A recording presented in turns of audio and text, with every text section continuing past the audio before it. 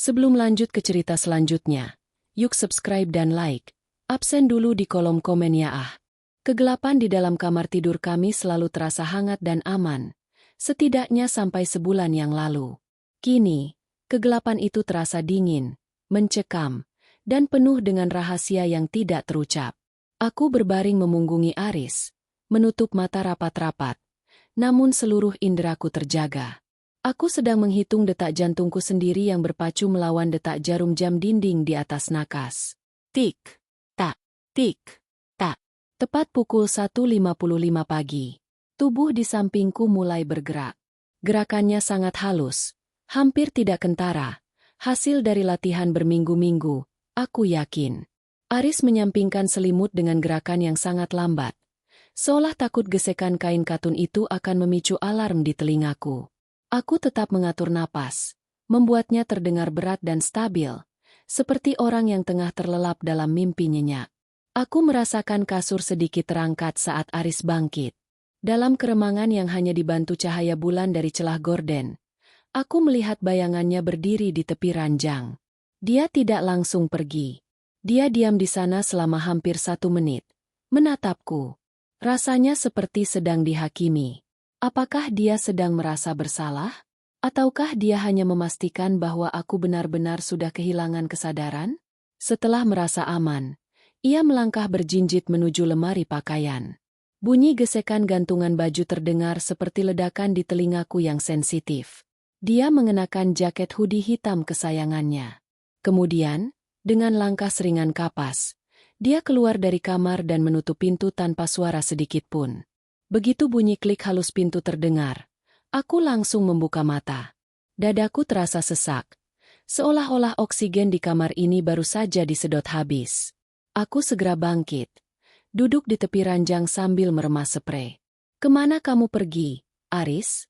bisikku pada dinding-dinding bisu. Ini adalah malam ke-14. 2 minggu penuh penderitaan di mana suamiku, laki-laki yang telah bersamaku selama 7 tahun, berubah menjadi orang asing.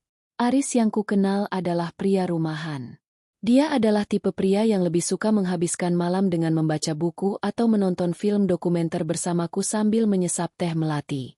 Dia adalah pria yang selalu mengecup keningku sebelum tidur dan membisikkan doa. Namun sekarang, pria itu memiliki jadwal rahasia. Pukul 2 pagi adalah waktu di mana dunia pribadinya dimulai. Dunia yang tidak mengizinkanku masuk ke dalamnya. Aku berjalan menuju jendela, mengintip dari balik gorden. Di bawah sana, di garasi yang remang, lampu belakang mobil SUV kami menyala merah. Mesinnya dihidupkan dengan suara yang sangat halus. Aku tahu dia baru saja menservis mobil itu minggu lalu, mungkin agar suaranya tidak membangunkan tetangga atau membangunkan istrinya. Gerbang pagar dibuka manual. Dia turun sebentar, menutupnya kembali dengan sangat hati-hati agar besi pagar tidak berderit. Lalu mobil itu meluncur perlahan meninggalkan halaman rumah kami di kawasan perumahan yang sunyi ini. Aku jatuh terduduk di kursi rias. Mataku tertuju pada cermin. Di sana, aku melihat seorang wanita dengan lingkaran hitam di bawah mata, rambut yang sedikit berantakan, dan wajah yang pucat karena kurang tidur dan kelelahan mental. Apakah ini karena aku? Apakah aku sudah tidak menarik lagi baginya? Pikiran-pikiran buruk mulai merayap seperti laba-laba di kepalaku. Apakah dia memiliki wanita lain? Tapi kapan dia punya waktu? Dia pulang kerja tepat waktu, pukul 5 sore. Kami makan malam bersama, berbincang tentang tagihan listrik, tentang rencana liburan yang entah kapan akan terlaksana, dan tentang pekerjaan kantornya yang membosankan. Semuanya tampak normal. Sangat normal hingga terasa seperti sebuah sandiwara yang dipentaskan dengan sangat rapi. Mungkin dia hanya butuh udara segar. Aku mencoba menghibur diri sendiri, meski aku tahu itu bohong. Tidak ada orang waras yang mencari udara segar setiap jam 2 pagi di lingkungan yang rawan begini. Pernah sekali aku mencoba bertanya padanya di pagi hari. Saat itu kami sedang sarapan roti bakar. "Mas, tadi malam aku bangun jam 3. Kamu nggak ada di sampingku. Kamu kemana?" tanyaku, berusaha menjaga nada suaraku tetap santai, seolah itu hanya pertanyaan basa-basi. Aris tidak berhenti mengunyah. Dia hanya menyesap kopinya tenang, Lalu menatapku dengan mata coklatnya yang jernih. Mata yang dulu selalu membuatku merasa tenang, tapi kini terasa seperti dinding kaca yang tebal. Oh, aku susah tidur. Amira. Efek kopi sore mungkin. Aku cuma jalan-jalan sebentar ke depan. Cari udara segar di taman komplek. Pas balik, kamu sudah tidur lagi. Jawabnya lancar. Terlalu lancar. Sampai bawa mobil. Kejarku. Dia terdiam sejenak. Hanya sedetik.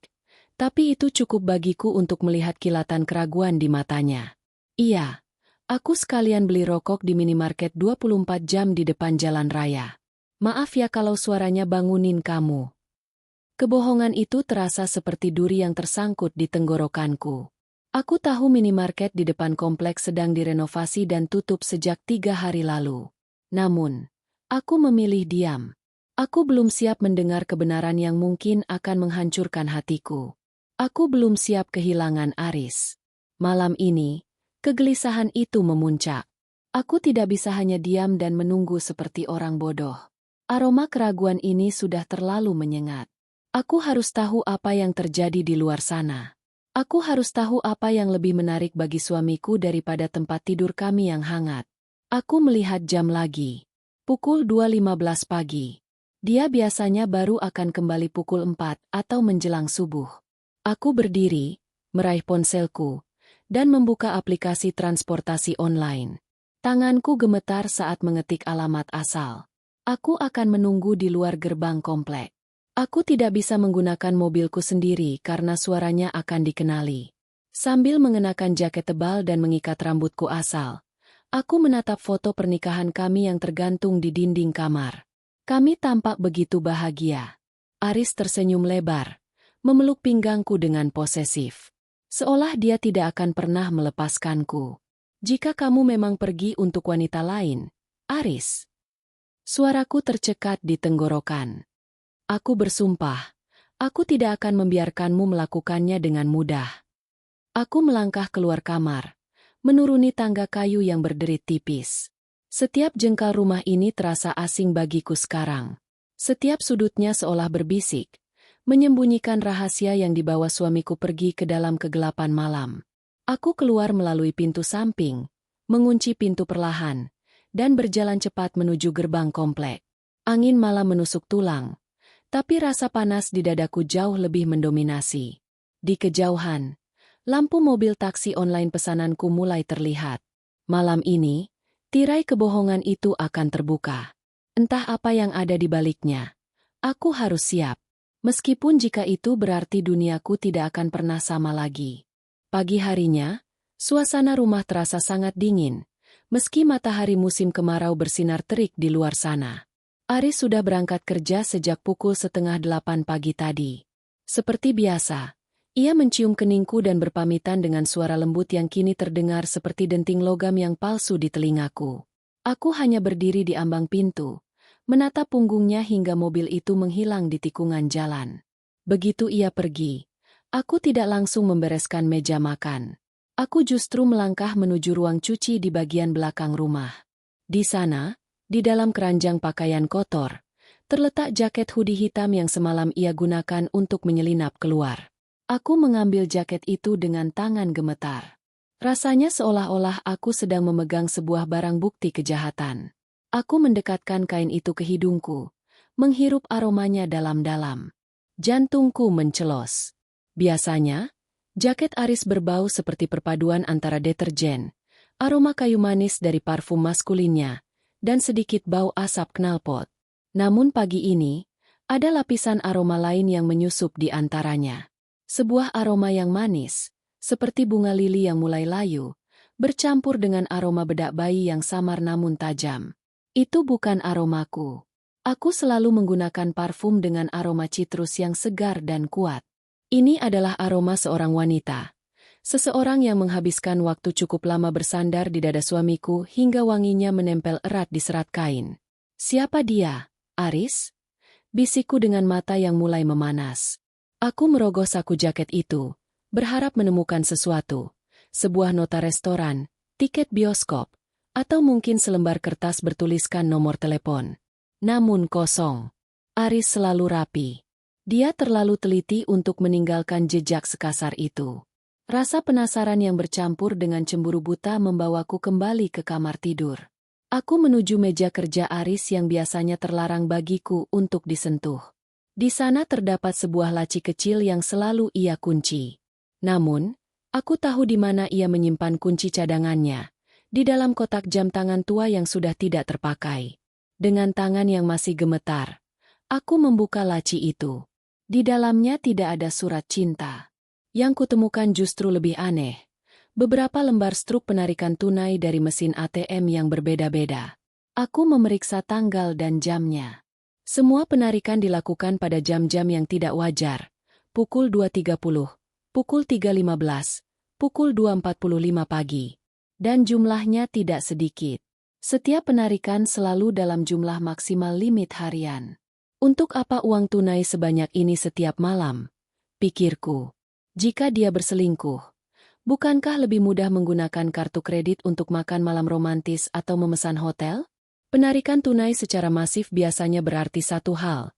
Dia mencoba menghilangkan jejak transaksi agar tidak tercatat dalam mutasi rekening yang bisa kupantau melalui e-banking. Aku terduduk di kursi kerjanya, merasa seperti detektif yang kehilangan arah. Pikiranku melayang pada setiap kemungkinan buruk. Apakah dia terlibat judi? Ataukah dia diperas oleh seseorang? Tapi aroma parfum di jaket itu kembali menghantui penciumanku. Parfum itu bukan aroma tempat judi yang pengap. Itu aroma keintiman. Siang harinya, aku mencoba mencari pelarian dengan menelepon sahabatku, Siska. Namun, saat jariku hendak menekan tombol panggil, aku mengurungkannya. Ada rasa malu yang luar biasa jika harus mengakui bahwa suamiku yang selama ini dianggap suami teladan oleh lingkungan kami ternyata menyimpan rahasia gelap.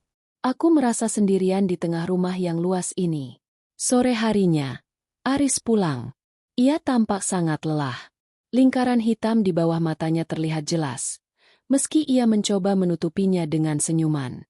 "Kamu pucat sekali, Mas," kataku saat ia sedang melepas sepatu di ruang depan.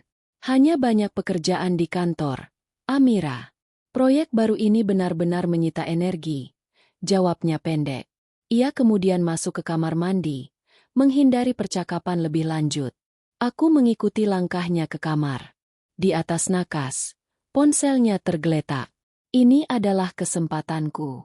Aku mengambil ponsel itu dengan gerakan secepat kilat.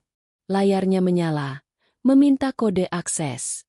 Aku mencoba tanggal lahir kami, tanggal pernikahan, hingga nomor plat mobil. Semuanya salah. Ponsel terkunci. Coba lagi dalam 30 detik. Dulu, kami tidak pernah memiliki rahasia seperti ini. Kami tahu kata sandi masing-masing. Perubahan ini terjadi secara bertahap. Begitu halus hingga aku tidak menyadarinya sampai semuanya sudah terlambat. Saat Aris keluar dari kamar mandi dengan handuk yang tersampir di bahu, ia melihatku sedang memegang ponselnya. Matanya yang biasanya lembut tiba-tiba menajam. Ia berjalan cepat ke arahku dan merebut ponsel itu dari tanganku. "Apa yang kamu lakukan, Amira?" Suaranya rendah, penuh penekanan. Ada nada kemarahan yang tertahan, sesuatu yang jarang sekali ku dengar darinya. "Aku hanya ingin melihat jam, Mas. Jam dinding kita mati." Aku berbohong. Suaraku sedikit bergetar. Aris menghela napas panjang. Ketegangan di wajahnya sedikit mengendur. Tapi ia tidak mengembalikan ponsel itu ke nakas. Ia justru memasukkannya ke dalam saku celananya. "Jangan sembarangan memegang ponselku. Ada data kantor yang sangat rahasia di sana. Aku tidak mau kamu salah pencet dan menghapusnya." "Sejak kapan kamu jadi begitu tertutup soal ponsel, Mas? Apa ada sesuatu yang tidak boleh aku tahu?" Aku akhirnya memberanikan diri untuk memancingnya. Aris menatapku dalam diam. Keheningan di antara kami terasa begitu pekat, seolah bisa diiris dengan pisau. "Kamu terlalu banyak berpikir, Amira. Mungkin kamu kurang piknik. Akhir pekan ini kita pergi makan malam, ya?" Ia mencoba mengalihkan pembicaraan dengan cara yang klasik. Sebuah ajakan makan malam untuk membungkam kecurigaanku. Ia berjalan mendekat, mencoba memeluk bahuku, tapi aku bergeming. Bau sabun mandi yang segar dari tubuhnya tidak bisa menutupi bayangan aroma bunga lili yang kuhirup pagi tadi. Malam itu, makan malam terasa sangat hambar. Kami duduk berhadapan, namun ada jurang yang sangat dalam memisahkan kami. Aris makan dengan lahap seolah ia sangat lapar, atau mungkin ia butuh energi untuk petualangannya nanti malam. Sementara itu, aku hanya memainkan nasi di piringku. Kamu tidak makan? Tanyanya. Aku merasa tidak enak badan. Mungkin masuk angin. Jawabku. Kalau begitu, tidurlah lebih awal. Aku akan menyusul setelah menyelesaikan sedikit laporan di laptop. Katanya sambil tersenyum tipis. Aku mengangguk. Lalu beranjak menuju kamar. Aku tahu skenarionya. Dia ingin aku tidur lebih cepat agar dia bisa bersiap. Namun, dia tidak tahu bahwa di balik selimut nanti, aku tidak akan menutup mata. Aku sudah menyiapkan pakaian berwarna gelap dan sebuah rencana. Aku tidak bisa lagi hidup dalam ketidaktahuan. Ketakutan akan dikhianati jauh lebih menyakitkan daripada kebenaran itu sendiri. Aku harus tahu kemana uang jutaan rupiah itu pergi setiap malam. Aku harus tahu siapa pemilik aroma bunga lili itu. Pukul 22. Aris masuk ke kamar. Ia melihatku berbaring diam, membelakanginya. Ia mematikan lampu utama dan hanya menyalakan lampu tidur yang temaram. Aku mendengar suara ketikan laptopnya selama 1 jam. Lalu suara itu berhenti. Sini. Aku terus menghitung dalam hati. 1 jam, 2 jam. Pukul 1.45. Aku mendengar suara gesekan pelan. Aris mulai bersiap. Aku merasakan hawa dingin saat ia beranjak dari tempat tidur. Kali ini, aku tidak akan membiarkannya pergi tanpa bayangan. Di bawah bantal, aku sudah menggenggam kunci gerbang samping yang sengaja kusembunyikan. Tunggu aku, Aris. Batinku dengan perasaan yang hancur berkeping-keping. Malam ini, aku akan melihat sendiri kemana hatimu pergi. Ketika pintu kamar tertutup pelan, aku langsung menyambar jaket hitamku dan menyelipkan ponsel ke saku. Aku menunggu 30 detik. Lalu bangkit dengan gerakan tanpa suara. Di luar, suara mesin mobilnya mulai menderu halus. Inilah saatnya. Aku tidak akan membiarkan kebenaran lolos lagi malam ini. Dingin malam menusuk hingga ke tulang. Namun bara api di dadaku terasa jauh lebih membakar. Aku berdiri di balik pintu samping rumah. Tangan kananku menggenggam gagang pintu hingga buku-buku jariku memutih. Sementara tangan kiriku memegang ponsel yang layarnya sengaja kuredupkan hingga tingkat paling rendah. Di layar itu, sebuah aplikasi transportasi online menampilkan sebuah ikon mobil kecil yang hanya berjarak 2 menit dari koordinat rumahku. Aku mendengar suara pagar besi yang digeser dengan sangat hati-hati. Kriet! Suara itu hampir tidak terdengar bagi telinga biasa. Namun bagiku yang sudah terjaga selama berjam-jam dalam keheningan, suara itu terdengar seperti lonceng kematian bagi pernikahan kami. Aris benar-benar pergi lagi. Begitu lampu belakang SUV hitam itu menghilang di balik tikungan komplek, sebuah mobil sedan putih berhenti tepat di depan gerbang samping.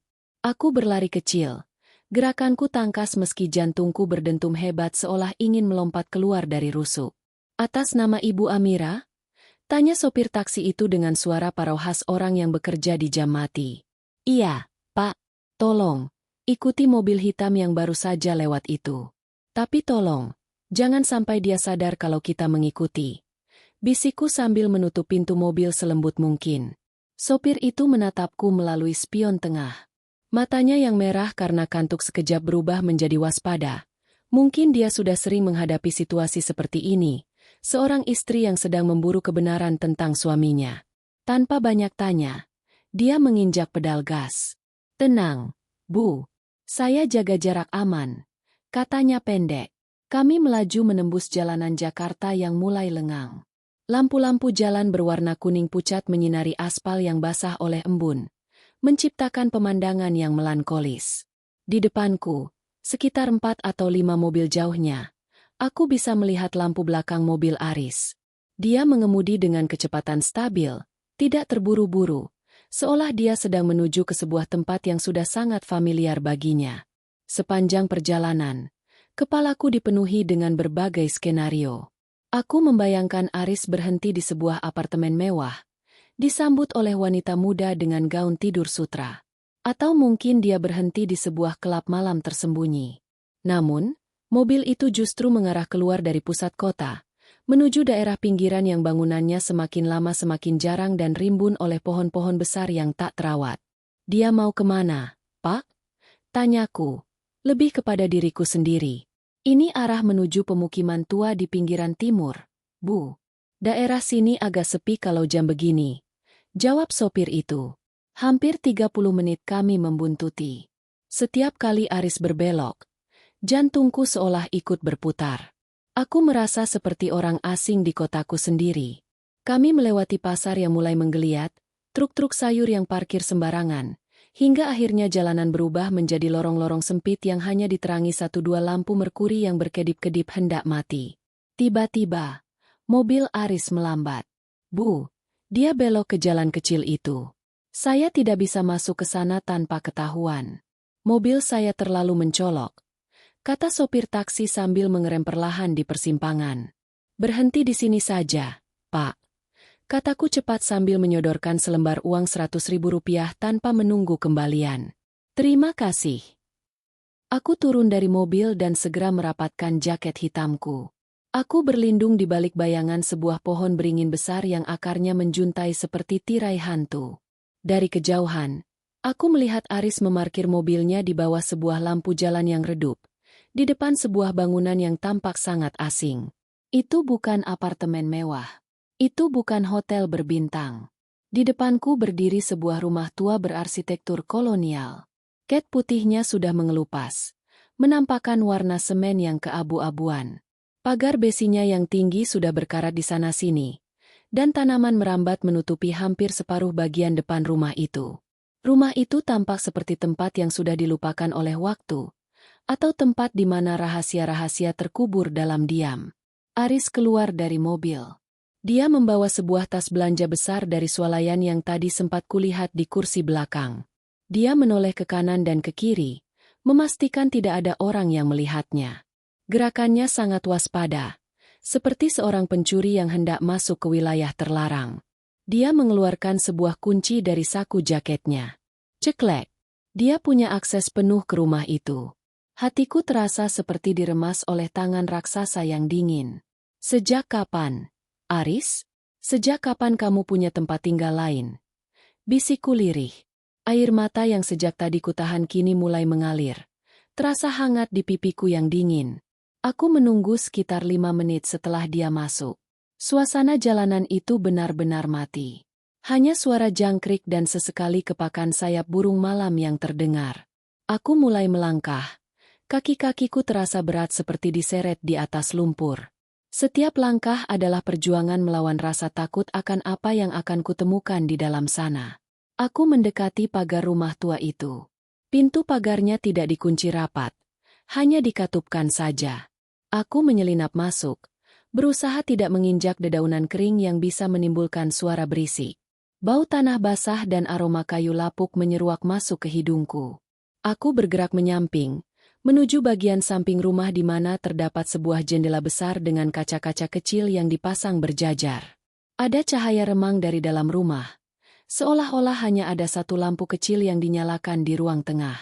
Dengan napas yang tertahan di tenggorokan, aku mendekatkan wajahku ke celah tirai yang tidak tertutup rapat. Mataku menyipit, berusaha memfokuskan pandangan ke dalam ruangan yang gelap dan berdebu itu. Di sana, di tengah ruangan yang hanya berisi sofa tua dan sebuah meja kayu, aku melihatnya. Aris sedang berlutut di lantai. Dia meletakkan tas belanjanya dan mengeluarkan beberapa kotak makanan. Namun, bukan itu yang membuat duniaku terasa runtuh seketika. Seorang wanita muda keluar dari bayangan kamar di belakang. Dia mengenakan daster putih panjang yang terlihat kebesaran untuk tubuhnya yang sangat kurus. Rambutnya panjang terurai, menutupi sebagian wajahnya yang pucat. Dia tampak sangat muda, mungkin baru awal 20-an. Wanita itu tersenyum saat melihat Aris. Dan Aris, pria yang selama ini bersikap dingin dan tertutup padaku selama sebulan terakhir, membalas senyuman itu dengan binar mata yang begitu lembut. Aris mengulurkan tangannya, mengelus rambut wanita itu dengan penuh kasih sayang, Sebuah sentuhan yang sudah berminggu-minggu tidak pernah ia berikan kepadaku. Wanita itu kemudian duduk di hadapan Aris, dan Aris dengan sabar mulai menyuapinya makanan yang ia bawa. Mereka berbicara dengan nada suara yang sangat rendah, namun aku bisa melihat betapa akrabnya mereka. Wanita itu sesekali menyandarkan kepalanya di bahu Aris, dan Aris memeluknya seolah-olah wanita itu adalah harta paling berharga yang harus ia lindungi dari seluruh dunia. Aku mundur selangkah, lalu 2 langkah. Tubuhku gemetar hebat. Pengkhianatan ini terasa begitu nyata dan visual. Selama ini aku menganggap Aris adalah pria yang jujur, namun di depan mataku sendiri, dia sedang membagi kasih sayangnya dengan wanita lain di sebuah rumah tua yang terpencil di tengah malam. Jadi ini alasanmu pergi setiap jam 2 pagi, Mas?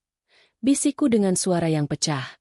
Rasa sakitnya begitu hebat hingga aku merasa mual. Aroma parfum bunga lili yang tercium di jaketnya kini terjawab sudah. Itu adalah aroma yang menguar dari rumah tua ini, dari wanita ini. Aris tidak hanya berselingkuh. Dia menjalani kehidupan ganda yang sangat rapi.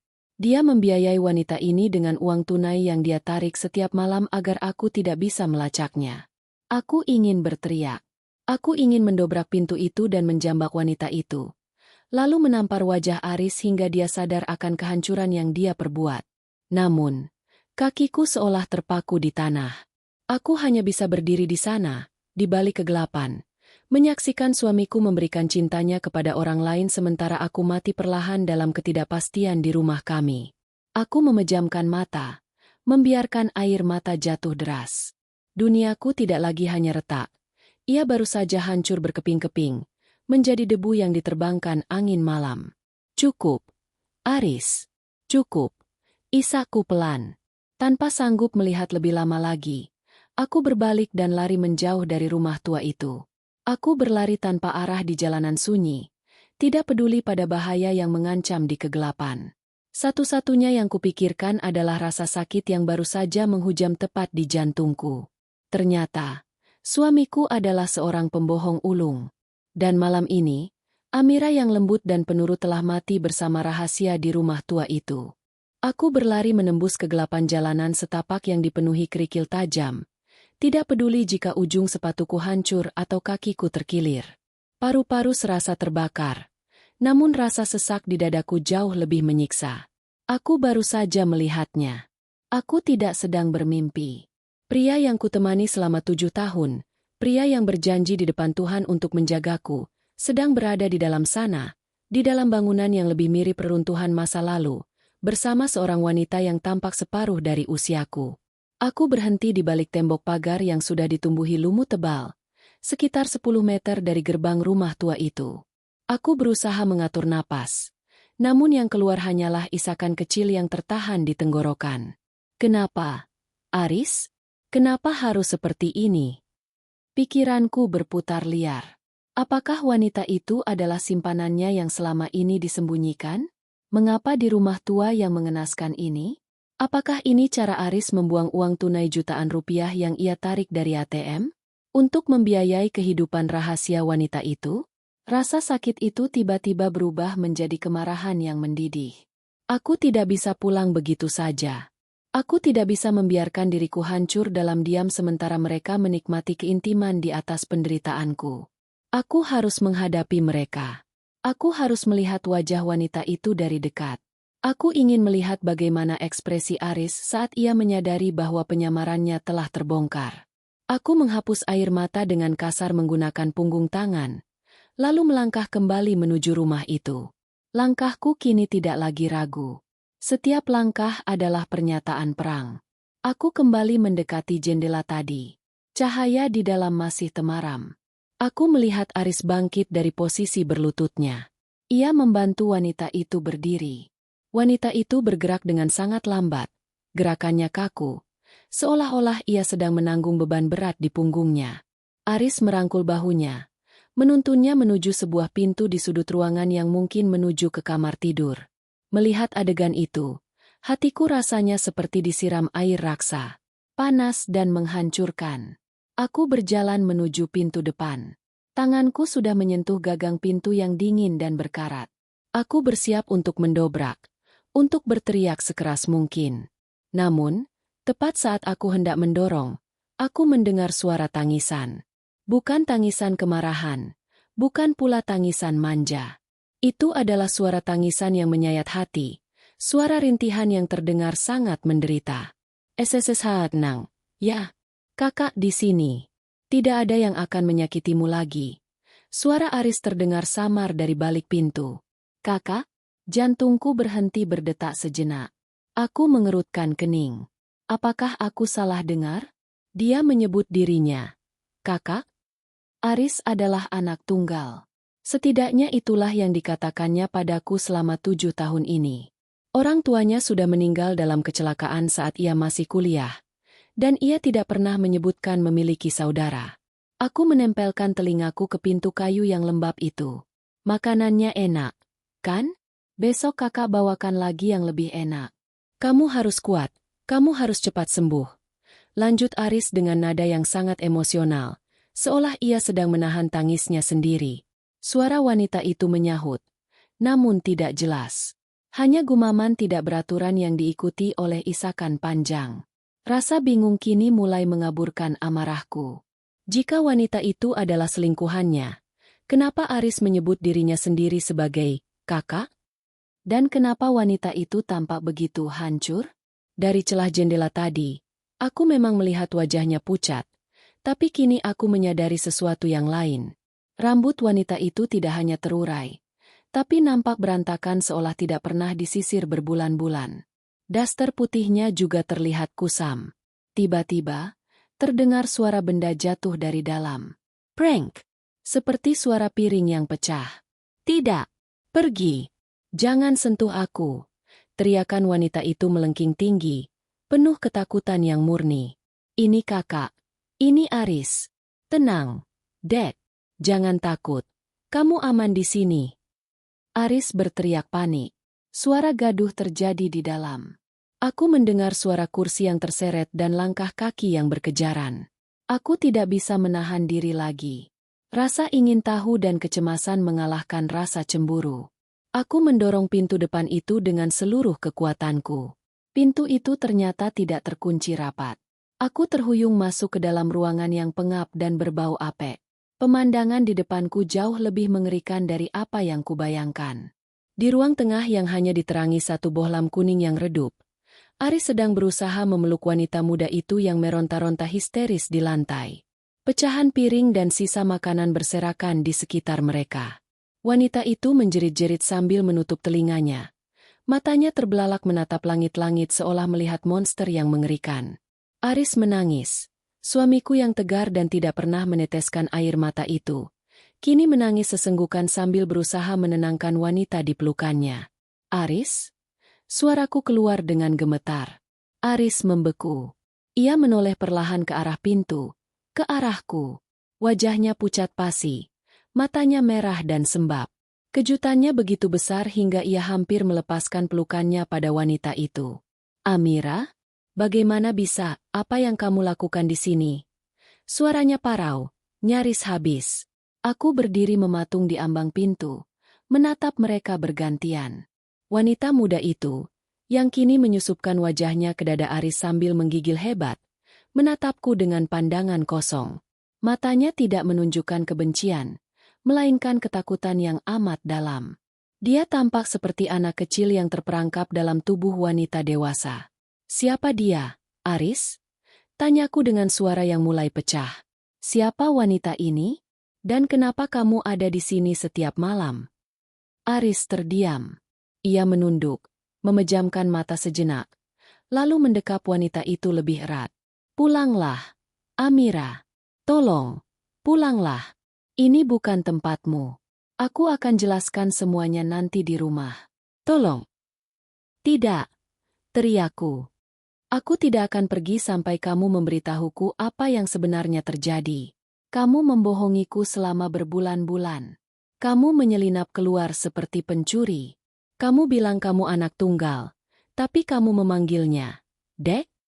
Apa yang kamu sembunyikan dariku? Wanita muda itu mulai mengerang lagi mendengar suaraku yang meninggi. Ia mulai menjambak rambutnya sendiri dengan histeris. Jangan berteriak. Kamu membuatnya takut. Aris membalas teriakanku dengan nada penuh keputusasaan. Tolong, Amira, dia sedang sakit. Dia baru saja tenang.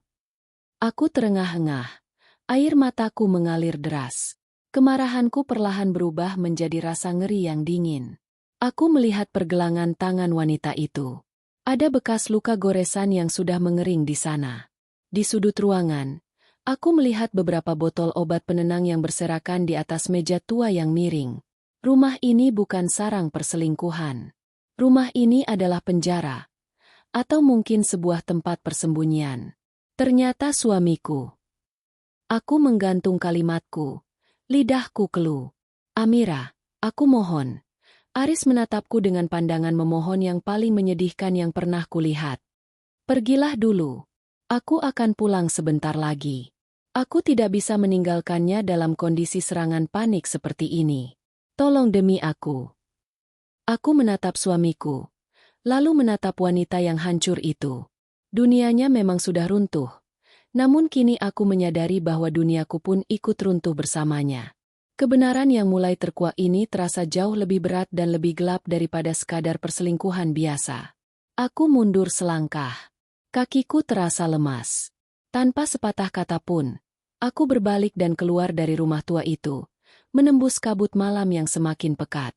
Di belakangku, aku masih bisa mendengar suara Aris yang membisikkan kata-kata penenang, dan suara tangisan wanita itu yang memecah kesunyian malam. Malam itu, di jalanan sepi menuju pulang, aku menyadari satu hal, aku tidak benar-benar mengenal pria yang tidur di sampingku selama 7 tahun ini. Aku tidak tahu bagaimana caranya aku bisa sampai di rumah. Pikiranku kosong, tubuhku bergerak secara mekanis. Aku duduk di sofa ruang tamu yang gelap, tidak berniat menyalakan lampu. Aku hanya ingin tenggelam dalam kegelapan yang sama dengan yang dirasakan suamiku. Setiap detik terasa seperti tetesan air yang jatuh di atas batu, lambat dan menyakitkan. Pukul 4.15 pagi. Suara deru mobil yang sangat kukenal terdengar memasuki halaman. Jantungku yang tadinya mati rasa kembali berdenyut. Namun dengan rasa sakit yang luar biasa. Pintu depan terbuka. Aris melangkah masuk dengan bahu yang merosot. Seolah ia baru saja memikul seluruh beban dunia di punggungnya. Ia terkejut saat melihat bayanganku duduk di sofa dalam kegelapan. Ia tidak langsung bicara. Ia hanya meletakkan kunci mobil di atas meja. Lalu menghela napas panjang yang terdengar seperti sebuah pengakuan dosa.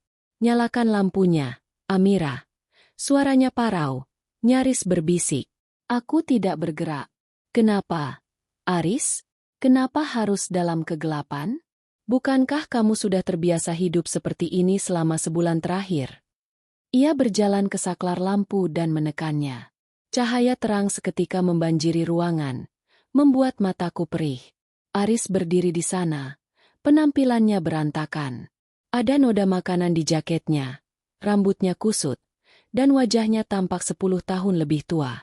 Dia adalah Maya, kata Aris tanpa menunggu pertanyaan lagi. Ia duduk di kursi di hadapanku, namun ia tidak berani menatap mataku. Tangannya bertaut erat di atas lutut. Dia adik kandungku. Satu-satunya keluarga yang tersisa. Adik kandung? Suaraku meninggi, penuh dengan nada tidak percaya yang bercampur dengan histeria. Kamu bilang orang tuamu meninggal dalam kecelakaan saat kamu kuliah. Kamu bilang kamu sendirian di dunia ini. Aris, selama 7 tahun, aku percaya bahwa aku adalah satu-satunya keluargamu. Siapa wanita itu sebenarnya? Dan kenapa dia disembunyikan di rumah kumuh seperti itu? Aris menutup wajah dengan kedua telapak tangannya. Aku tidak berbohong soal orang tuaku. Mereka memang meninggal dalam kecelakaan itu. Tapi Maya, saat itu dia juga ada di dalam mobil. Semua orang mengira dia meninggal. Polisi menyatakan dia hilang terseret arus sungai di lokasi kejadian karena jenazahnya tidak ditemukan. Aku tertegun. Napasku tertahan. Tapi ternyata dia selamat. Lanjut Aris dengan suara yang bergetar hebat. Dia ditemukan oleh seorang warga lokal di hulu sungai. Namun dia mengalami trauma otak yang sangat parah. Dia kehilangan ingatannya, identitasnya, bahkan kemampuan bicaranya. Orang yang menemukannya adalah seorang pria tua yang kesepian. Dia merawat Maya, tapi dia tidak pernah melaporkannya ke polisi. Dia membesarkan Maya di desa terpencil sebagai anaknya sendiri. Aku mengerutkan kening. Cerita ini terdengar seperti naskah film yang tidak masuk akal. Namun air mata yang mengalir di pipi Aris adalah nyata. Lalu bagaimana kamu bisa menemukannya?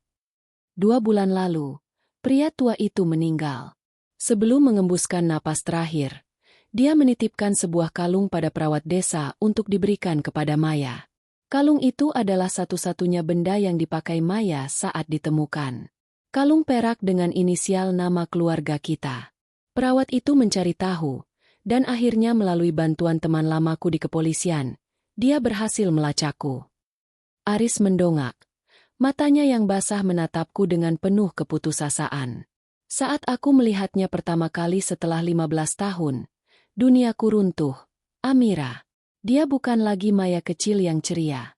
Dia adalah wanita dewasa yang hancur. Dia menderita skizofrenia traumatis. Dia takut pada cahaya, takut pada orang asing, dan sering mengalami delusi hebat bahwa seseorang akan membawanya kembali ke sungai itu.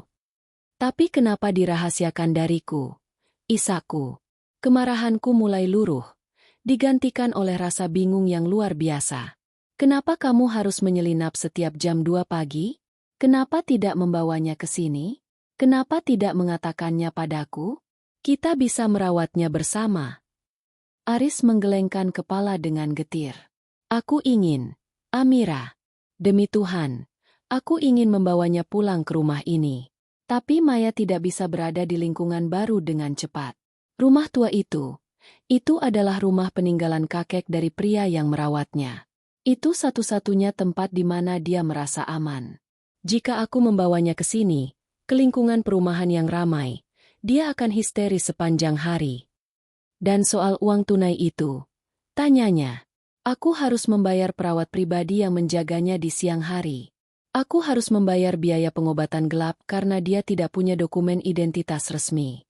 Jika aku mengurus dokumennya sekarang, akan ada penyelidikan kepolisian yang panjang. Aku takut Maya tidak akan kuat menjalani proses hukum dan interogasi. Aku hanya ingin dia tenang dulu. Amira. Aku hanya ingin dia mengenaliku sebagai kakaknya lagi. Aku terdiam. Penjelasan Aris masuk akal. Namun ada sesuatu yang masih mengganjal di hatiku. Rasa sakit karena dibohongi selama berminggu-minggu tidak bisa hilang begitu saja hanya dengan sebuah cerita tragis. Setiap jam 2 pagi. Aku bergumam. Itu adalah jam di mana serangan paniknya paling parah. Potong Aris. Entah kenapa. Setiap jam itu, dia selalu terbangun dan merasa tenggelam. Dia butuh aku di sana untuk meyakinkannya bahwa dia sudah di daratan, bahwa dia aman. Aku tidak memberitahumu karena aku takut kamu akan melihatku sebagai pria yang penuh beban. Aku takut kamu tidak siap menerima kenyataan bahwa suamiku memiliki adik yang mengalami gangguan jiwa berat. Aku menatap Aris. Kali ini aku yang berpaling. Penjelasan itu memang menjawab semua pertanyaanku. Parfum bunga lili itu mungkin adalah aroma dari tanaman merambat di rumah tua itu. Atau bedak yang digunakan untuk menenangkan Maya. Uang tunai itu untuk menutupi jejak dari sistem perbankan yang bisa kupantau. Namun, di dalam benakku, ada sebuah pertanyaan yang lebih gelap. Jika Aris bisa menyembunyikan fakta sebesar ini selama 7 tahun pernikahan kami, fakta bahwa ia memiliki adik yang masih hidup, rahasia apa lagi yang ia simpan? Aku butuh waktu, Aris, kataku sambil berdiri. Tubuhku terasa sangat lemas. Amira, tolong maafkan aku. Aris mencoba meraih tanganku, namun aku menariknya kembali. Kamu bilang kamu tidak ingin melibatkanku karena takut aku tidak siap. Kataku dengan suara dingin. Tapi dengan membohongiku, kamu justru menghancurkan satu hal yang paling penting dalam pernikahan kita. Kepercayaan. Kamu membuatku merasa seperti orang asing di rumahku sendiri. Kamu membiarkanku membuntutimu seperti seorang detektif, membiarkanku mengira kamu berselingkuh, dan membiarkan hatiku hancur berkeping-keping setiap malam. Aku berjalan menuju kamar, meninggalkan Aris yang terduduk lesu di ruang tamu yang terang benderang. Begitu sampai di kamar, Aku tidak langsung tidur. Aku duduk di depan jendela, menatap fajar yang mulai menyingsing. Cerita Aris terdengar sangat mulia, seorang kakak yang berkorban untuk adiknya yang malang. Namun, instingku mengatakan ada sesuatu yang belum lengkap. Mengapa Maya begitu takut padaku saat aku masuk tadi? Tatapannya bukan sekadar tatapan penderita skizofrenia. Ada sesuatu dalam matanya yang seolah ingin mengatakan sesuatu, namun terbungkam oleh ketakutan yang lebih besar. Dan rumah tua itu, mengapa Aris menyebutnya rumah peninggalan pria tua yang merawatnya? Padahal saat aku mengintip tadi, aku melihat sebuah foto kecil yang sudah usang di atas meja. Foto itu tampak seperti foto keluarga, namun bukan keluarga Aris. Aku memejamkan mata. Kebenaran mungkin sudah mulai terkuak. Namun aku merasa ini hanyalah lapisan luar dari sebuah misteri yang jauh lebih dalam dan berbahaya. Ternyata suamiku bukan hanya penjaga rahasia. Dia adalah penulis skenario dari sebuah drama yang belum selesai. Dan aku, Amira, baru saja memutuskan bahwa aku tidak akan menjadi penonton lagi. Jika Aris tidak bisa memberikan seluruh kebenaran padaku, maka aku akan mencarinya sendiri. Mulai dari masa lalu Maya yang sebenarnya. Pagi harinya, rumah kami terasa seperti medan perang yang baru saja usai. Hening, namun penuh dengan reruntuhan emosi. Aris tidak pergi ke kantor. Ia duduk di meja makan, menatap cangkir kopinya yang sudah dingin dengan pandangan kosong. Aku keluar dari kamar setelah membersihkan diri, mencoba mengumpulkan sisa-sisa kekuatanku. Amira, panggilnya saat melihatku di ambang pintu dapur. Suaranya terdengar sangat letih, seolah setiap kata yang ia ucapkan adalah beban yang berat. Bisakah kita bicara lagi? Secara tenang. Aku menarik kursi di seberangnya, menjaga jarak fisik yang terasa seperti jurang tak berujung. Aku sudah mendengarkan ceritamu semalam, Aris, tentang Maya. Tentang kecelakaan itu. Tentang pengorbananmu. Aris mengangguk. Sedikit harapan muncul di matanya. Aku tahu ini sulit dipercaya. Tapi aku melakukan ini untuk melindungimu juga. Aku tidak ingin ketenangan hidup kita terganggu oleh bayang-bayang masa laluku yang kelam. Aku menatapnya tajam. Melindungiku? Atau melindungimu sendiri dari rasa malu? Kamu membiarkan aku hidup dalam kebohongan selama 7 tahun. Aris, kamu membiarkan aku mengira kamu anak tunggal yang sebatang kara. Apakah kamu tidak percaya bahwa istrimu cukup kuat untuk berdiri di sampingmu saat kamu menghadapi masalah keluarga? Bukan begitu, Amira. Lalu bagaimana? Potongku cepat. Dan ada satu hal lagi yang menggangguku. Semalam, saat aku melihat Maya, dia tidak hanya tampak takut. Dia tampak tertekan oleh kehadiranmu. Jika kamu adalah satu-satunya penolongnya, kenapa dia terlihat seperti tawanan di rumah itu? Wajah Aris berubah seketika. Rahangnya mengeras, dan binar lembut di matanya menghilang, digantikan oleh kilatan defensif yang membuat bulu kuduku berdiri. Dia sakit. Amira, aku sudah bilang padamu, dia menderita skizofrenia.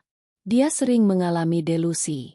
Dia bahkan kadang tidak mengenaliku dan menganggapku sebagai orang jahat yang menyebabkan kecelakaan itu. Itu bagian dari penyakitnya. Tapi kenapa di rumah itu?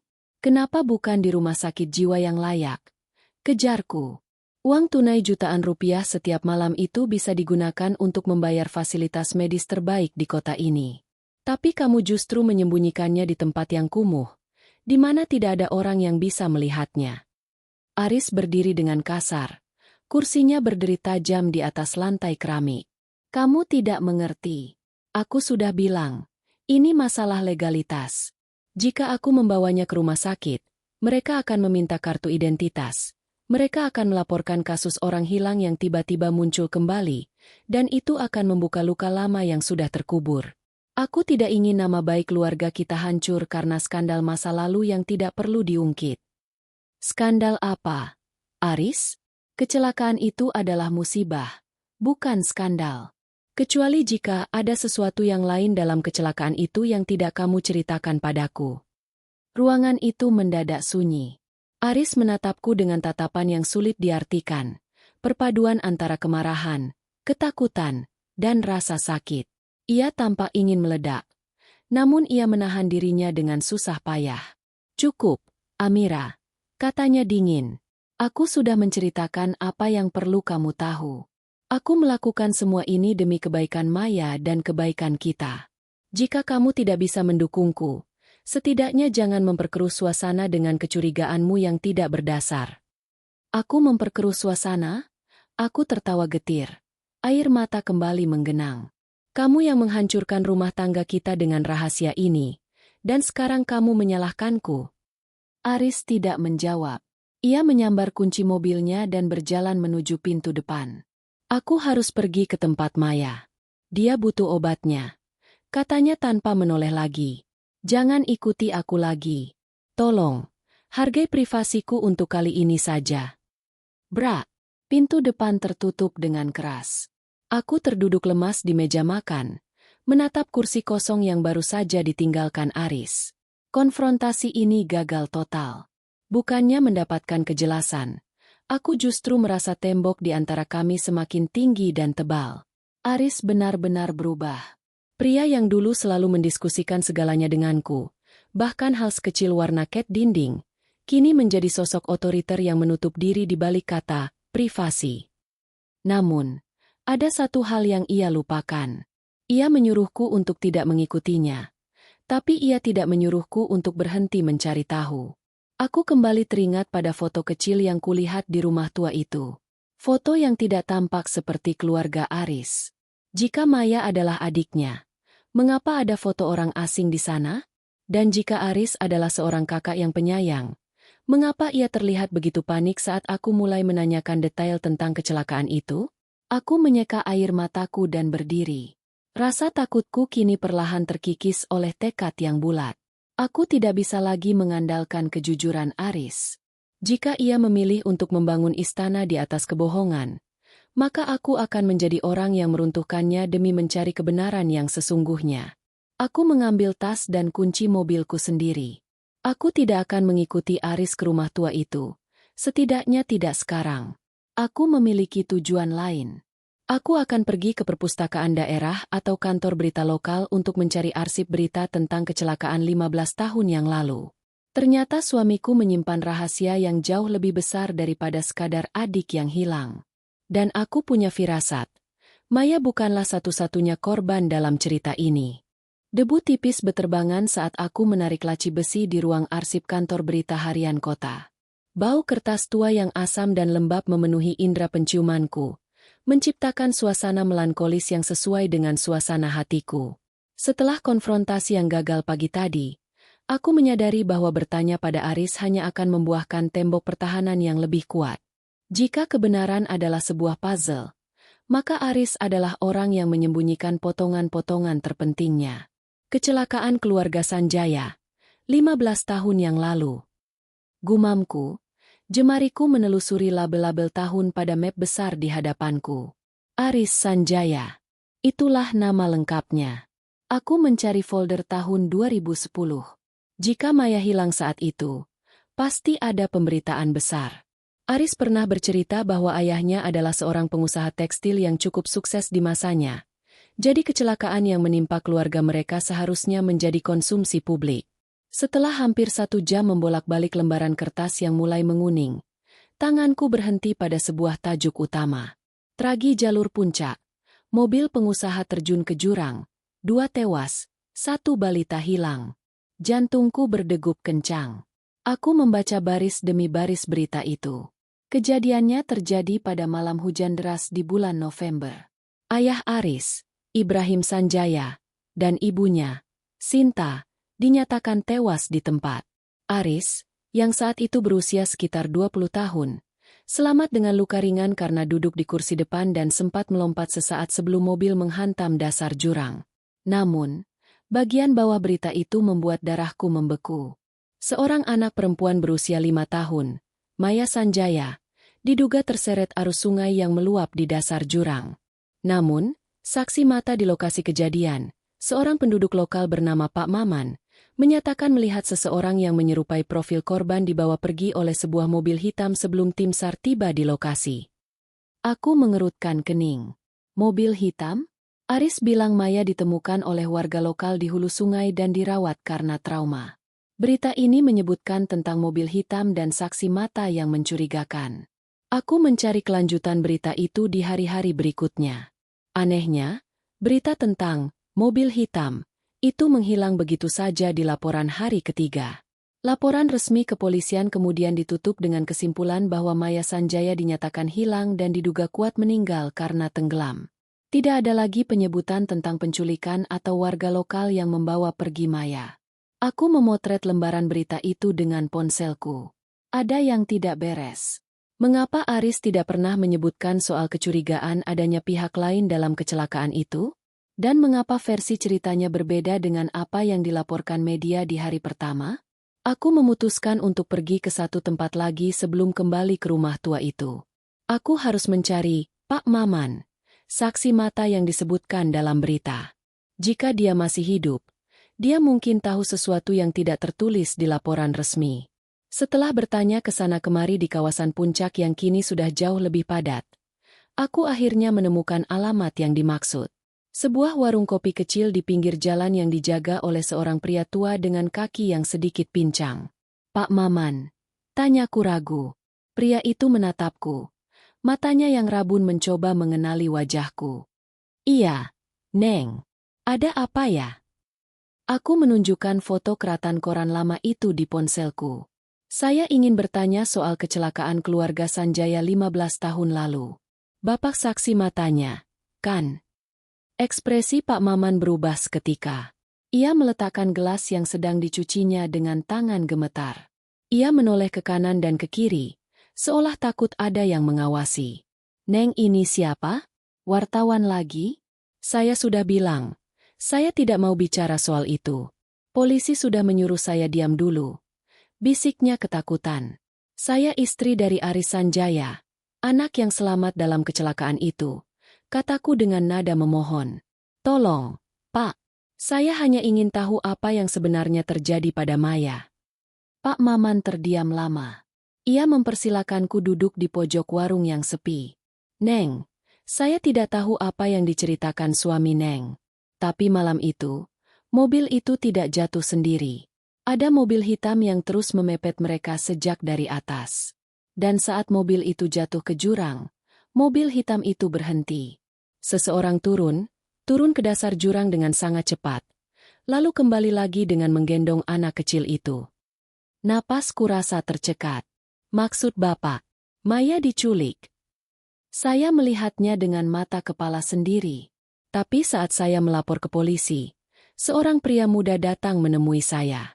Dia memberikan banyak uang dan mengancam akan membakar warung saya jika saya tidak mengubah kesaksian saya. Dia bilang, itu demi keselamatan anak itu juga. Pria muda? Tanyaku lirih. Siapa dia? Pak Maman menatapku dengan tatapan kasihan. Wajahnya mirip sekali dengan suami Neng sekarang. Versi muda dari foto yang Neng tunjukkan tadi. Duniaku benar-benar runtuh untuk kedua kalinya hari ini. Jadi, Aris bukan menemukan Maya baru-baru ini. Aris tahu Maya diculik. Atau mungkin, Aris sendiri yang mengatur skenario itu? Tapi kenapa? Mengapa seorang kakak tega membiarkan adiknya sendiri hilang dan hidup menderita sementara dia hidup berkecukupan? Aku kembali ke mobil dengan perasaan mual yang tak tertahankan. Air mata kemarahan kini berubah menjadi rasa takut yang murni. Siapa sebenarnya suamiku? Aris yang lembut, Aris yang penyayang, kini tampak seperti monster yang memakai topeng manusia. Sore itu juga, aku memutuskan untuk kembali ke rumah tua itu tanpa sepengetahuan Aris. Aku tidak akan lewat pintu depan. Aku tahu ada pintu belakang yang biasanya digunakan untuk tempat pembuangan sampah. Aku sampai di sana saat senja mulai tenggelam. Rumah itu tampak lebih menyeramkan dalam keremangan cahaya jingga. Aku menyelinap melalui semak-semak dan menemukan pintu belakang yang hanya dikunci dengan gerendel kayu dari dalam. Dengan sedikit usaha, aku berhasil membukanya melalui celah jendela kecil. Bau obat-obatan yang tajam langsung menyambutku. Aku berjalan berjinjit di lorong gelap. Dari sebuah kamar di ujung lorong, aku mendengar suara gumaman. Itu suara Maya. Aku memberanikan diri masuk. Maya sedang duduk di pojok ranjang, memeluk lututnya. Saat melihatku, dia tidak berteriak seperti semalam. Dia hanya menatapku dengan mata besarnya yang penuh ketakutan. Maya, bisikku lembut. Aku bukan orang jahat. Aku ingin membantumu. Maya menatapku lama. Lalu matanya beralih ke sebuah laci di samping ranjangnya. Ia menunjuk laci itu dengan jari yang gemetar. Aku membukanya. Di dalamnya terdapat tumpukan surat lama dan sebuah buku harian kecil. Aku membuka halaman pertama buku harian itu. Tulisannya rapi, namun tampak ditulis dengan tekanan yang kuat. Kakak bilang ayah dan ibu meninggal karena aku. Kakak bilang jika aku keluar dari sini, polisi akan menangkapku karena aku yang menyebabkan mobil jatuh. Kakak bilang dunia luar sangat jahat. Kakak adalah satu-satunya pelindungku. Tapi kenapa kakak selalu mengunciku saat malam tiba? Tangisku pecah. Aris bukan menyelamatkan Maya. Aris melakukan gaslighting tingkat tinggi pada adiknya sendiri sejak mereka kecil. Dia mencuci otak Maya agar merasa bersalah atas kecelakaan itu, mengurungnya agar bisa menguasai seluruh warisan keluarga Sanjaya sendirian tanpa harus membaginya dengan siapapun. Ternyata suamiku adalah penjara bagi adiknya sendiri. Tiba-tiba, aku mendengar suara mobil berhenti di depan rumah. Cahaya lampu sorot masuk melalui celah gorden, menyinari wajah Maya yang semakin pucat. Kakak pulang. Bisik Maya dengan suara yang paling menyedihkan yang pernah kudengar. Aku terpaku. Aris ada di depan. Dan aku terjebak di dalam sini bersama rahasia yang paling mengerikan yang pernah kulihat. Aku harus keluar dari sini, atau aku akan menjadi tawanan selanjutnya di rumah tua ini. Suara deru mesin mobil Aris yang berhenti di depan rumah tua itu terdengar seperti lonceng kematian. Cahaya lampu sorotnya menembus tirai tipis, menciptakan bayangan panjang yang menakutkan di dinding kamar Maya. Jantungku berdegup kencang, seolah-olah ingin meledak keluar dari dada. Aku menatap Maya, yang kini meringkuk semakin dalam di pojok ranjang, menutup telinganya dengan kedua tangan seolah sedang menunggu badai datang. Maya, dengarkan aku. Bisikku sambil menggenggam tangannya yang sedingin es. Aku harus pergi sekarang, tapi aku janji akan kembali untuk menyelamatkanmu. Kamu harus tetap tenang, oke? Jangan beritahu kakak kalau aku di sini. Maya tidak menjawab. Ia hanya menatapku dengan pandangan kosong yang menghancurkan hati. Aku segera menyambar buku harian itu dan memasukkannya ke dalam jaketku. Aku tidak bisa keluar lewat pintu belakang lagi. Aris pasti akan menyadari keberadaanku jika ia memeriksa sekeliling rumah. Satu-satunya jalan adalah bersembunyi di dalam lemari tua yang berada di lorong gelap menuju dapur. Aku menyelinap keluar kamar Maya tepat saat aku mendengar suara kunci pintu depan berputar. Klek! Aku masuk ke dalam lemari kayu yang berbau kamper dan debu. Melalui celah sempit di pintu lemari, aku melihat Aris masuk. Wajahnya tidak lagi menunjukkan kesedihan atau kelelahan seperti yang ia tunjukkan di rumah kami. Ekspresinya datar, dingin, dan penuh otoritas. Ia membawa sebuah tas kecil yang baunya menyengat, bau alkohol dan obat-obatan medis. Ia berjalan melewati lemariku menuju kamar Maya. Aku menahan napas, bahkan berusaha menahan detak jantungku sendiri. Maya, kakak pulang. Suaranya terdengar lembut. Namun ada nada dominasi yang tidak bisa dibantah di sana. Kenapa lampunya tidak dinyalakan? Kamu tidak nakal lagi, kan? Aku mendengar suara langkah kaki di dalam kamar, diikuti oleh suara Maya yang merintih pelan. Ini obatmu. Kamu harus minum agar tidak lagi memikirkan hal-hal buruk tentang ayah dan ibu. Ingatkan apa yang kakak katakan? Kamu adalah penyebab mereka pergi. Hanya kakak yang mau menerimamu. Dunia di luar sana akan menghakimimu. Maya. Mendengar kata-kata itu, tanganku mengepal hingga kuku-kukuku melukai telapak tanganku sendiri. Aris benar-benar monster. Dia menggunakan rasa bersalah untuk membelenggu jiwa adiknya sendiri selama 15 tahun. Dia menciptakan dunia di mana dia adalah pahlawan bagi Maya, padahal dia adalah sipir penjara yang paling kejam. Aku menunggu sekitar 30 menit. Aris tampaknya sedang menyiapkan makanan atau menyuntikkan sesuatu pada Maya, karena suasana menjadi sangat sunyi. Ini adalah kesempatanku. Dengan gerakan sehalus mungkin, aku keluar dari lemari. Aku bergerak menuju pintu belakang yang tadi kugunakan untuk masuk. Aku berhasil keluar ke halaman belakang yang rimbun dengan semak berduri. Aku berlari menembus kegelapan menuju mobilku yang kuparkir cukup jauh di bawah pohon rindang. Begitu masuk ke dalam mobil, aku langsung mengunci pintu dan menyandarkan kepalaku di kemudi. Tubuhku gemetar hebat. Aku mengeluarkan buku harian Maya. Di bawah lampu kabin mobil yang redup, aku membalik halaman-halamannya dengan cepat. Di halaman tengah, aku menemukan sesuatu yang terselip. Selembar surat pernyataan resmi yang sudah sangat tua, tertanggal setahun setelah kecelakaan itu. Surat itu adalah dokumen penyerahan hak waris seluruh aset perusahaan tekstil Sanjaya dan properti keluarga kepada Aris Sanjaya sebagai satu-satunya ahli waris yang masih hidup. Di bagian bawah, ada tanda tangan saksi dari pihak pengacara keluarga. Namun, yang membuatku terperangah adalah sebuah catatan kecil di balik surat itu. Selesaikan masalah Maya agar klaim asuransi jiwa bisa cair penuh. Logika di kepalaku mulai tersambung dengan cara yang mengerikan.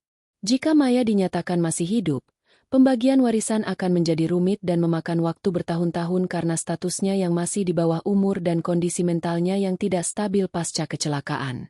Selain itu, asuransi jiwa orang tua mereka mungkin memiliki klausul tertentu yang tidak akan cair jika salah satu korban selamat ditemukan dalam kondisi yang memerlukan wali hukum yang panjang. Aris menginginkan semuanya.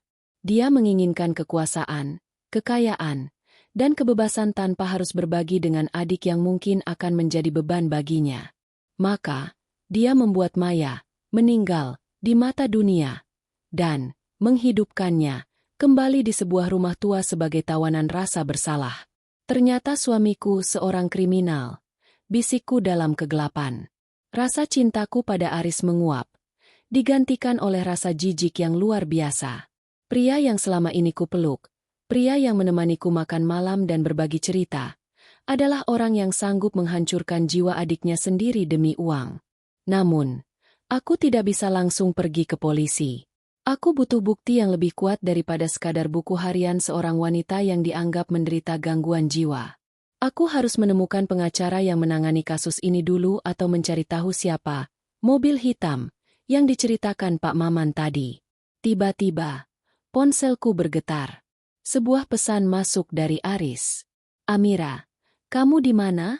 Aku sudah di rumah dan kamu tidak ada. Aku khawatir. Tolong kabari aku. Aku menatap pesan itu dengan kebencian. Dia sedang berada di rumah? Berarti dia baru saja meninggalkan rumah tua itu tak lama setelah aku pergi. Dia mencoba bertingkah seolah-olah semuanya normal. Aku menarik napas panjang, mencoba menstabilkan suaraku. Lalu mengetik balasan. Aku di rumah Siska. Mas. Aku butuh waktu untuk menenangkan diri seperti yang kubilang tadi pagi. Aku akan menginap di sini malam ini. Aku harus menjauh darinya sementara aku merencanakan langkah selanjutnya. Aku harus menyelamatkan Maya. Bukan hanya dari rumah tua itu, tapi dari bayang-bayang kakaknya sendiri. Malam itu, di kamar tamu rumah Siska, aku tidak bisa tidur. Aku tahu bahwa dengan membuka rahasia ini, hidupku tidak akan pernah sama lagi. Aku sedang berhadapan dengan pria yang sanggup melakukan apa saja untuk menjaga rahasianya. Dan kini, aku adalah ancaman terbesar bagi dunianya yang rapi. Ternyata suamiku bukan hanya penjaga rahasia. Dia adalah pengkhianat darah dagingnya sendiri. Dan aku tidak akan membiarkan Maya menderita satu malam pun lebih lama lagi. Aku menghabiskan sisa malam di rumah Siska dengan mata yang tetap terjaga, menatap langit-langit kamar sambil memegang buku harian Maya seolah itu adalah satu-satunya pelampung di tengah samudra yang sedang mengamuk. Pagi harinya, tanpa menunggu sarapan, aku langsung menuju kantor firma hukum, HDO Partners. Nama pengacara ini kutemukan di balik dokumen warisan yang terselip di buku harian Maya. Setelah menunggu hampir 2 jam, aku akhirnya diizinkan masuk ruangan Pak Hadi, seorang pria tua berambut perak yang tampak sangat rapi. Ia mengerutkan kening saat aku menyebut nama Aris Sanjaya. Keluarga Sanjaya, gumamnya, melepas kacamata. Kasus itu sudah selesai belasan tahun yang lalu. Aris adalah klien yang sangat mandiri. Mengapa istrinya tiba-tiba datang menanyakan ini? Aku meletakkan salinan surat pernyataan waris itu di mejanya. Saya ingin tahu tentang klaim asuransi dan status Maya Sanjaya. Apa yang terjadi jika Maya ternyata tidak benar-benar meninggal saat itu? Pak Hadi terdiam lama. Wajahnya yang semula formal berubah menjadi tegang. Ia bangkit, mengunci pintu ruangannya, lalu kembali duduk dengan suara yang lebih rendah. Nyonya Amira, jika apa yang Anda asumsikan itu benar, maka ini bukan sekadar masalah pembagian harta. Ini adalah penipuan asuransi berskala besar dan pemalsuan dokumen negara. Saat itu, asuransi jiwa Tuan Ibrahim dan Nyonya Sinta hanya akan cair penuh sebesar 20 miliar rupiah jika seluruh ahli waris sah terverifikasi. Namun, ada klausul khusus.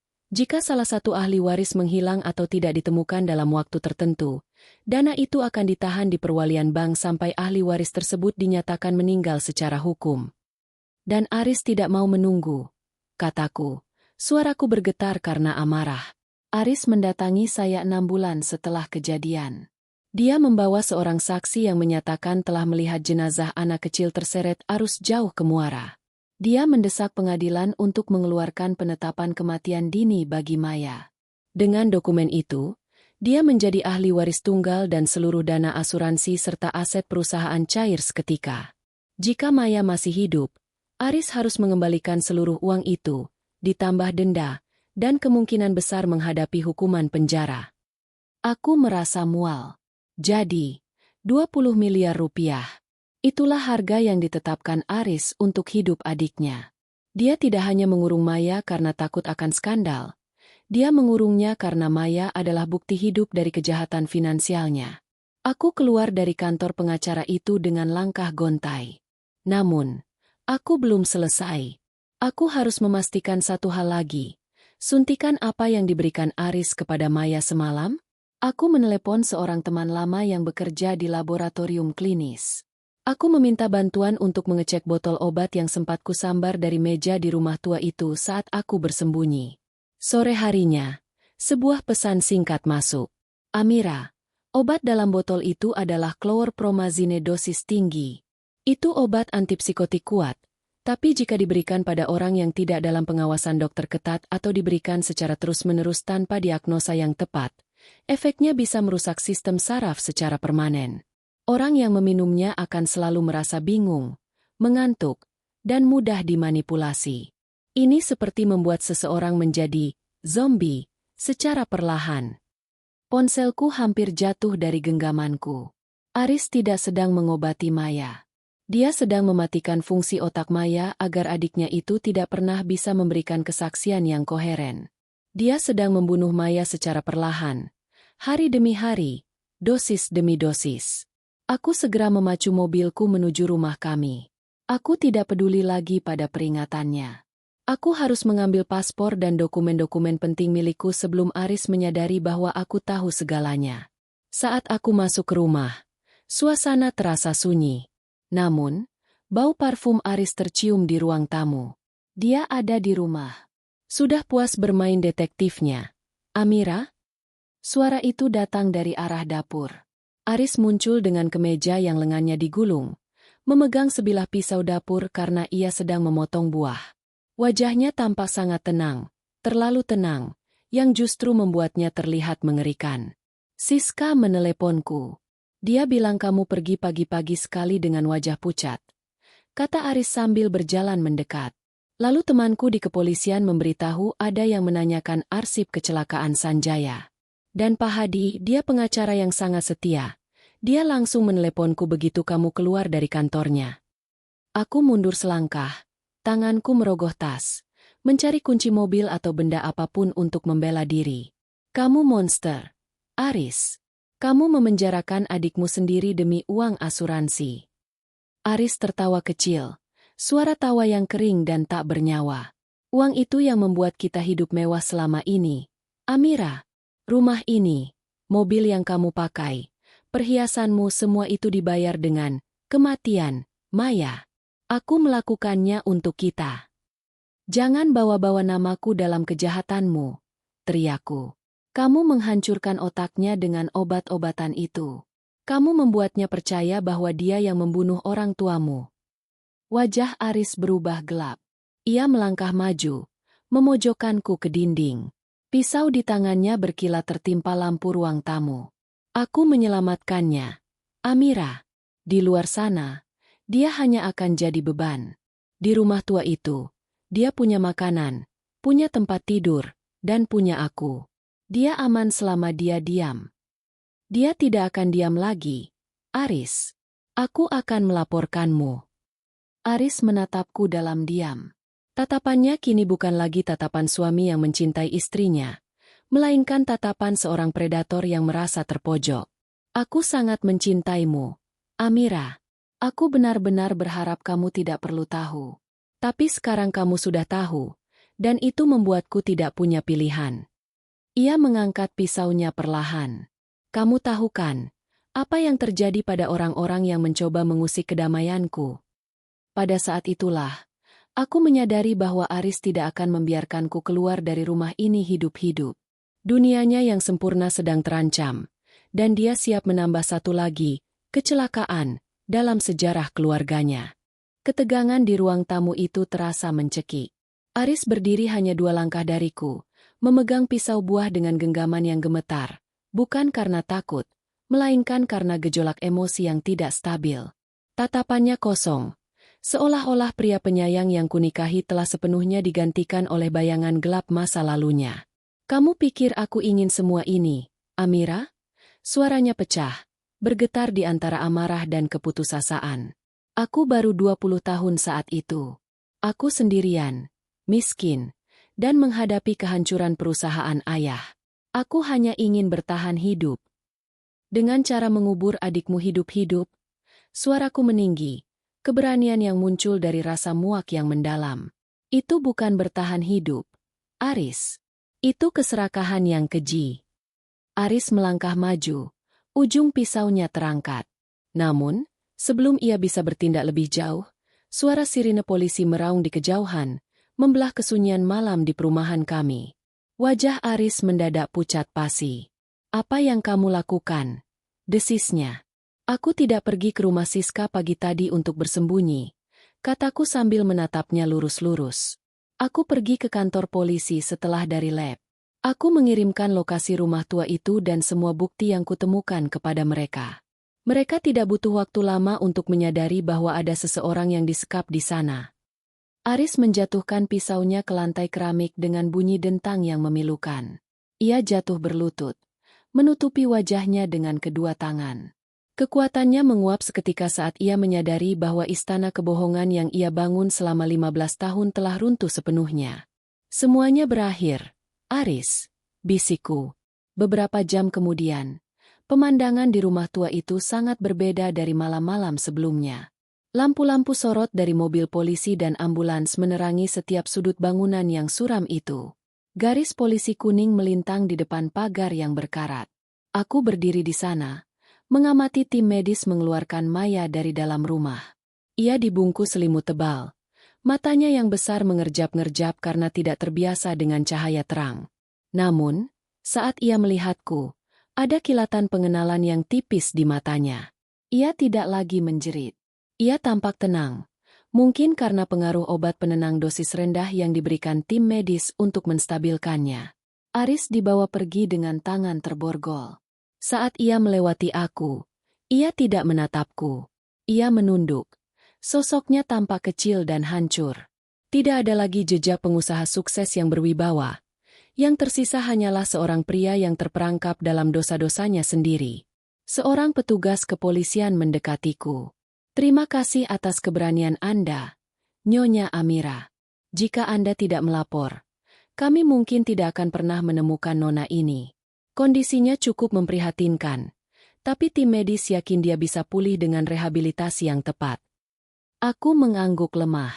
Tolong pastikan dia mendapatkan perawatan terbaik. Gunakan semua aset yang tersisa jika perlu. 6 bulan kemudian, aku duduk di bangku taman sebuah pusat rehabilitasi mental yang asri di pinggiran kota. Udara di sini segar, jauh dari kebisingan kota dan jauh dari kenangan buruk rumah tua itu. Di depanku, Seorang wanita muda dengan rambut yang kini tertata rapi sedang duduk di atas rumput, menggambar di sebuah buku sketsa. Itu Maya. Kulitnya tidak lagi pucat pasi. Meskipun ia masih jarang bicara, matanya kini memiliki binar kehidupan. Ia tidak lagi mengonsumsi obat-obatan keras yang diberikan Aris secara ilegal. Di bawah pengawasan dokter ahli, ia mulai belajar kembali untuk mempercayai dunia. Ini untukmu. Suara Maya terdengar lirih, nyaris seperti bisikan angin. Ia menyodorkan buku sketsanya. Di sana, ia menggambar dua orang wanita yang berdiri di bawah sinar matahari. Salah satunya adalah dirinya, dan yang lainnya, meskipun garisnya sederhana, aku bisa mengenali bahwa itu adalah aku. Bagus sekali, Maya, kataku sambil tersenyum tulus. Air mata haru menggenang di matanya.